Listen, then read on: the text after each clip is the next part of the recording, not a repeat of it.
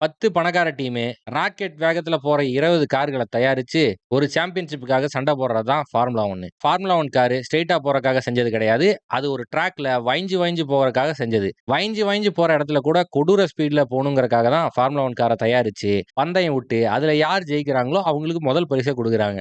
Ferrari, Aston Martin, Mercedes இந்த மாரி 10 team இருக்கு. ஒவ்வொரு டீமும் தலா 2 கார வச்சு சாம்பியன்ஷிப்ல ஓட்டணும். இது ரிமோட் கார் ரேஸ் இல்லங்கிற காரணத்தினால, ஒவ்வொரு காருக்கும் ஒவ்வொரு டிரைவர் தேவைப்படுது. அதனால மொத்தம் 20 டிரைவர். இந்த டிரைவர்களும் பணக்கார டிரைவர்கள் தான். இந்த ஒவ்வொரு ரேஸும் ஒவ்வொரு நாட்டுல நடக்கும். ஆஸ்திரேலியால ஆரம்பிச்சு அபுதாபி வரைக்கும் எல்லா ஊர்லயும் நடக்கும். இந்த ரேஸ் எப்ப நடக்குதோ, அதுக்கு பேர் தான் ரேஸ் வீக்கெண்டுன்னு சொல்லுவாங்க. ரேஸ் எல்லாம் நடக்கறதுக்கு முன்னாடி பிராக்டிஸ்ன்னு ஒண்ணு நடக்கும். ஏன்னா, அந்த டிரைவர்ஸும், அந்த டீமுகளும் அந்த ட்ராக்குக்கு பழகணும்ல. அதுக்கு பேர் தான் பிராக்டிஸ். பிராக்டிஸ்க்கு அப்புறம் குவாலிஃபையிங் நடக்கும். குவாலின்னு சொல்லுவோம். குவாலில என்ன நடக்கும்னா, ஒரு ட்ராக் இருக்கும். அந்த ட்ராக்க ஒரு தடவ சுத்துனீங்கன்னா, அதுக்கு பேரு ஒரு லேப்பு. ஒரு லேப்ப சுத்தி வரும்போது, எந்த கார் கம்மியான டைம்ல வந்துச்சோ, இந்த கார் எந்த இடத்துலருந்து ரேஸ் போடணுங்கிறத முடிவு பண்ணுவாங்க.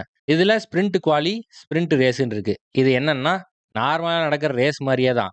ஆனா என்ன, ஃபேன்ஸ குதூகலப்படுத்துறதுக்காக குறைச்சு வச்சு ரேஸ் விடுவானுங்க. மொத்தம் 20 கார் தான் இருக்கு. அதுல ஃபர்ஸ்ட் 10 பிளேஸ்ல முடிக்கிற கார்களுக்கெல்லாம் பாயிண்ட் குடுப்பாங்க.